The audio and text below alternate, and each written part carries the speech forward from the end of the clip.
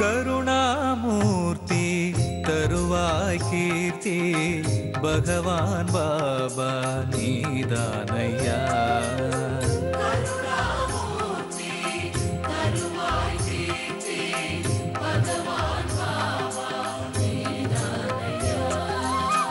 அருள் மாமலையே அழியா புகழே உனையன்றி வேறு கதியேதையா.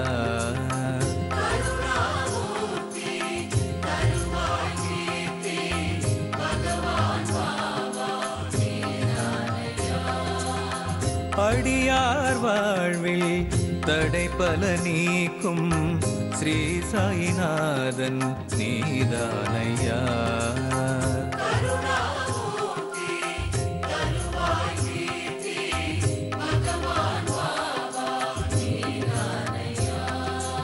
உனையே நாடி உன் புகழ் பாடி வருவோம் நாங்கள் கண் பாராய். விடியாவானம் நொடியினில் பூக்கும் அதுவும் உந்தன் அருளாகும்.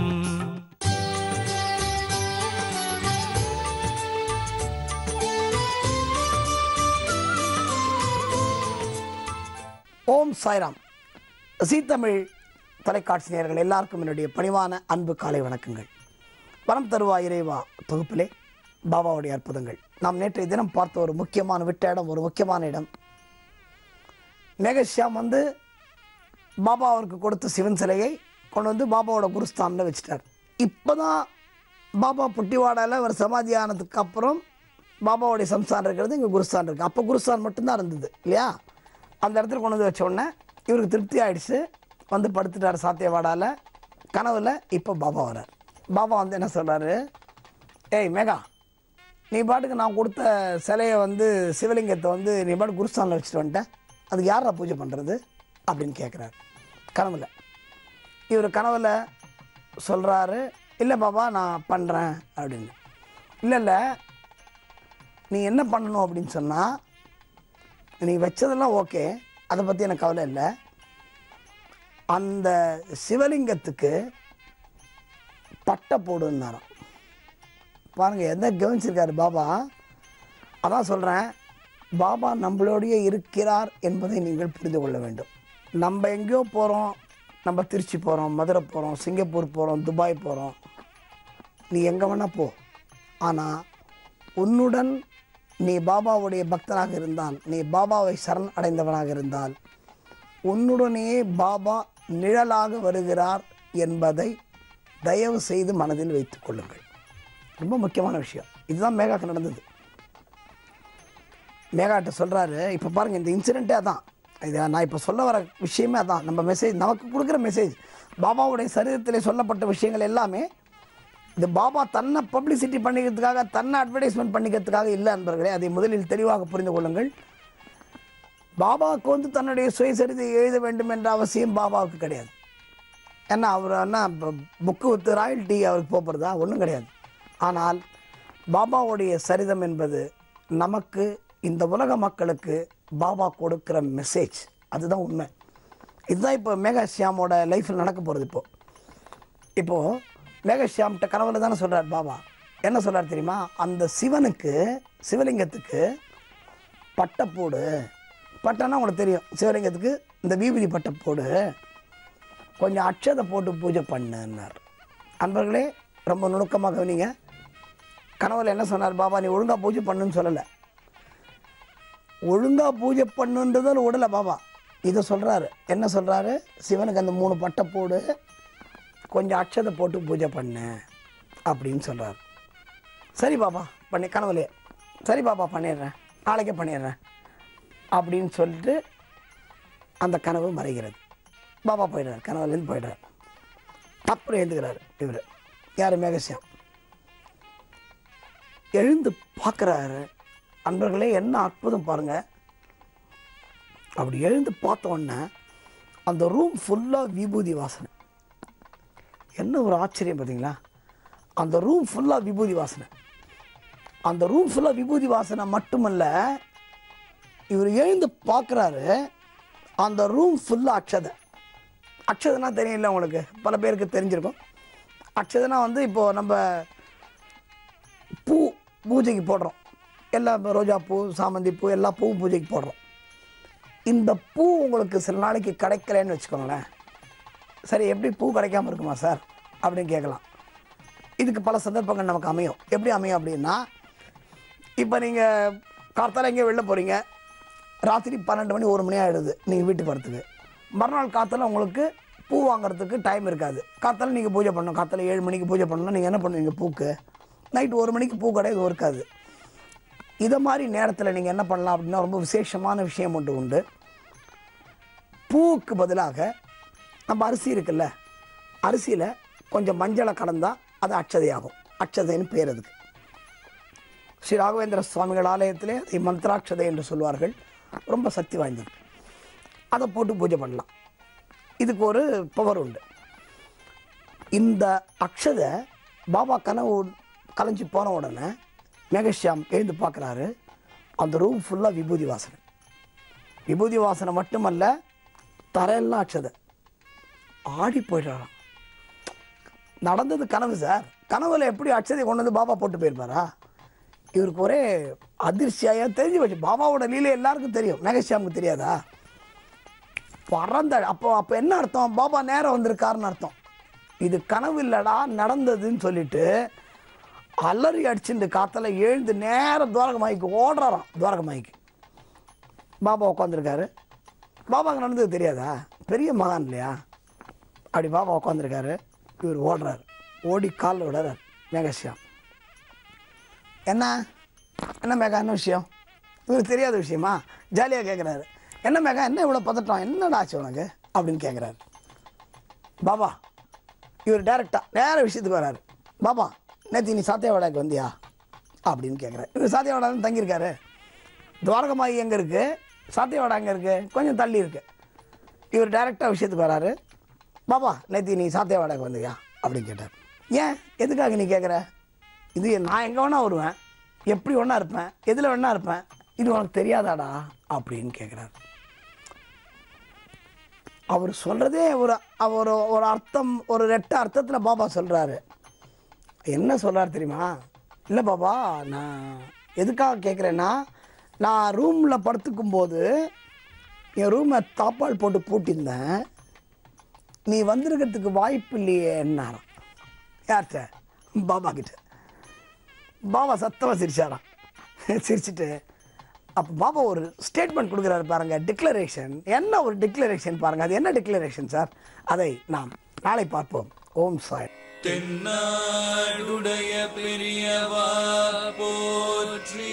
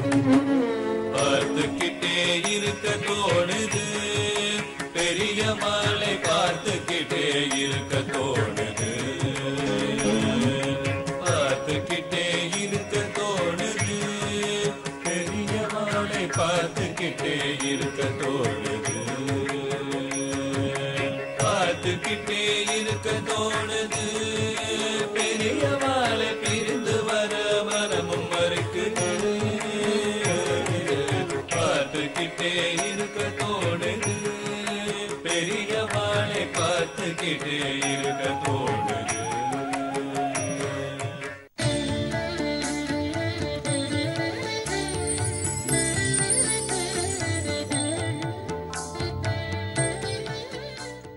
ஸ்ரீ குருபியோ நமக. ஓம் காஞ்சிவாசாய வித்மகே சாந்தரூபாய தீமகி தன்னச்சந்திரசேகரேந்திர பிரச்சோதியாத்.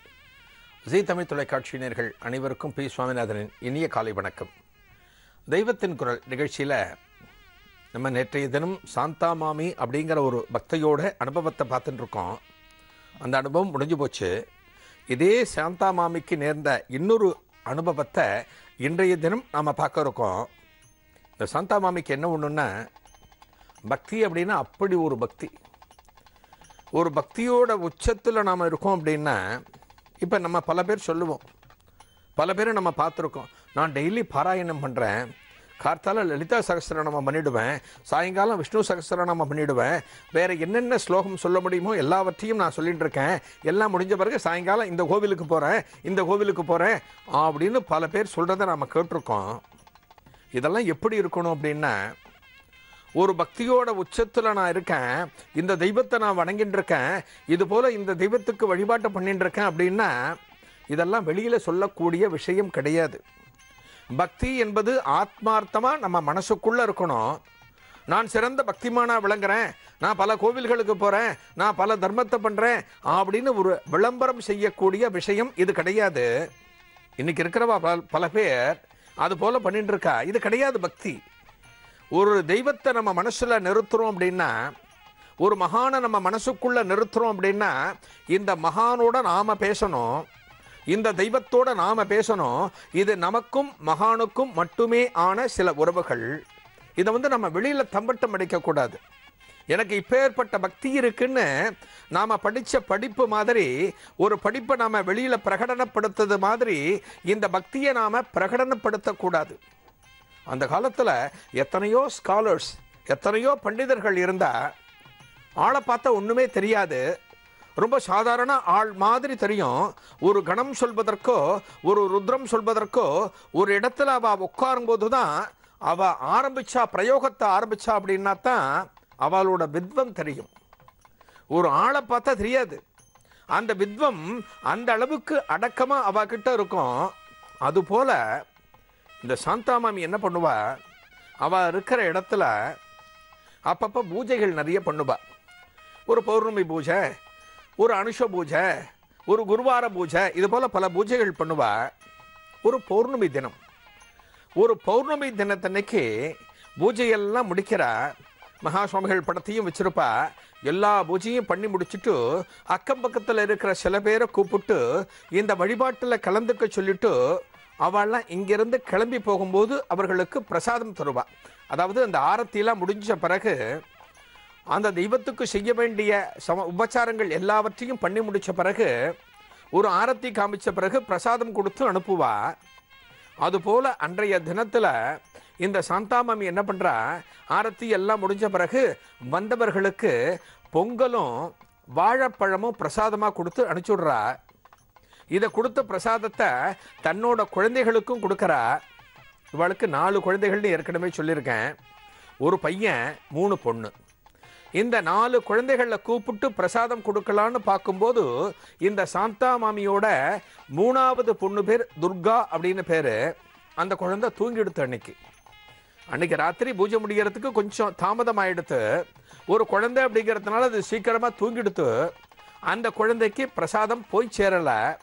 வெண்பொங்கலை அடுத்த நாள் கார்த்தால வச்சுட்டு இருக்க முடியாது, பழம் எல்லாம் விநியோகம் ஆகிடுத்து.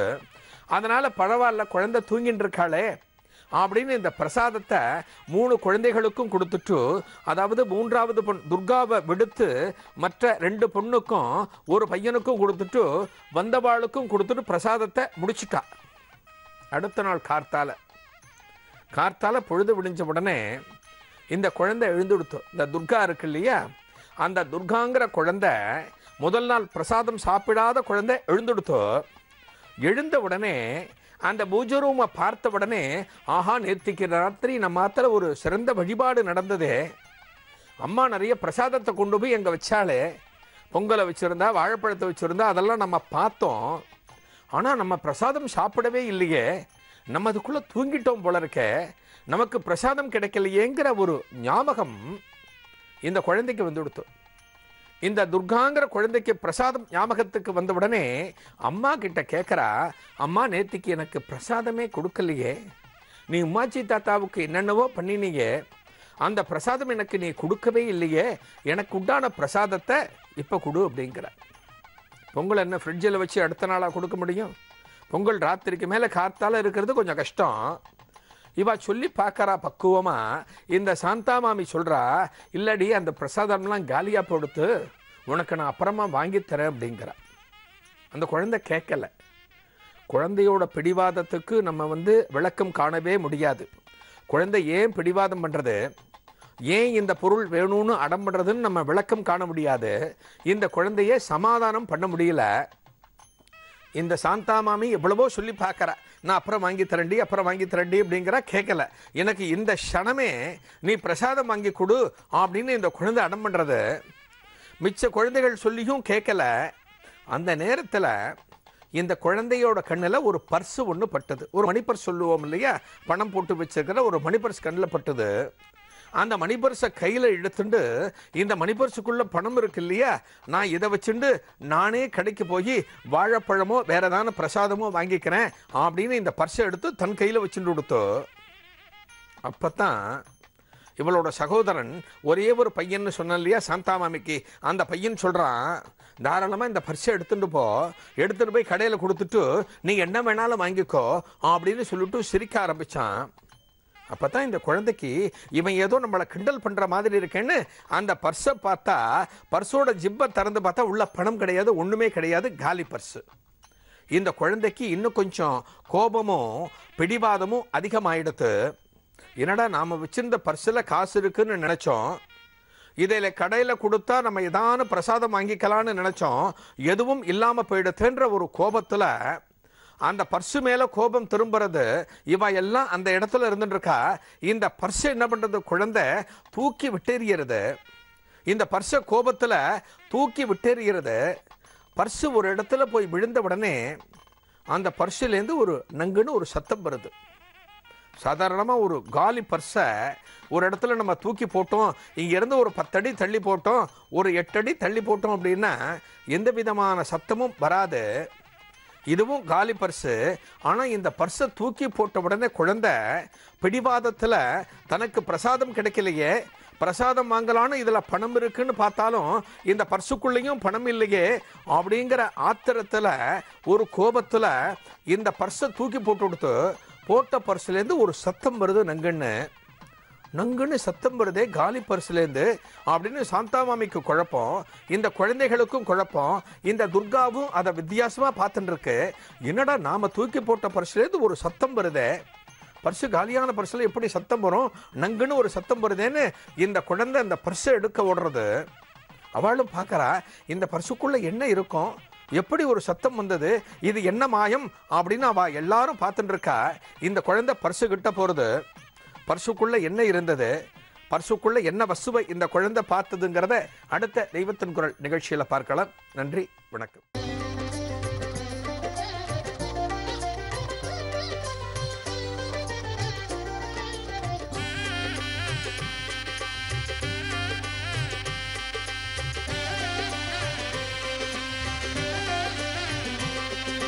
யாதவ கோகுல யமுனா தீரத்தில் யதுகுல கிருஷ்ணனின் நடனம், யதுகுல கிருஷ்ணனின் நடனம். யாதவ கோகுல யமுனா தீரத்தில் யதுகுல கிருஷ்ணனின் நடனம், யதுகுல கிருஷ்ணனின் நடனம்.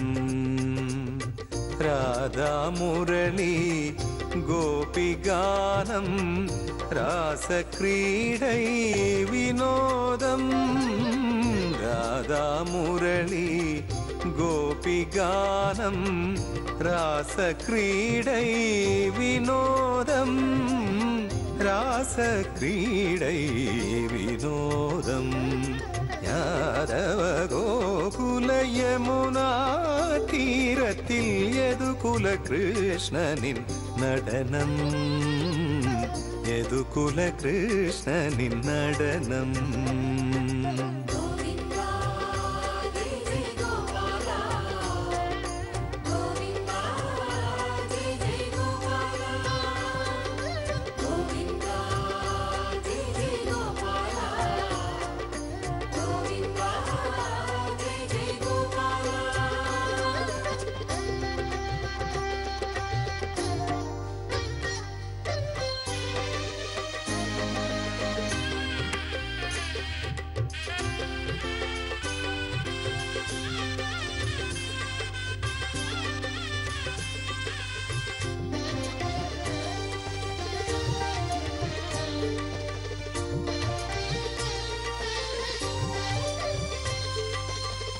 காளிங்க நர்த்தனம் ஆடிய சரணம் கோபியர் சிந்தையில் கண்ணனின் வடிவம் காளிங்க நர்த்தனம் ஆடிய சரணம் கோபியர் சிந்தையில் கண்ணனின் வடிவம் வேதங்கள் போற்றும் வேணுகோபாலன் நவநீத நாட்டியம் அரங்கேற்றம் வேதங்கள் போற்றும் வேணுகோபாலன் நவநீத நாட்டியம் அரங்கேற்றம் கோவிந்தா ஜெய் ஜெய் கோபாலா கோவிந்தா ஜெய் ஜெய் கோபாலா யாதவ கோகுல யமுனா தீரத்தில் யதுகுல கிருஷ்ணனின் நடனம் யதுகுல கிருஷ்ணனின் நடனம்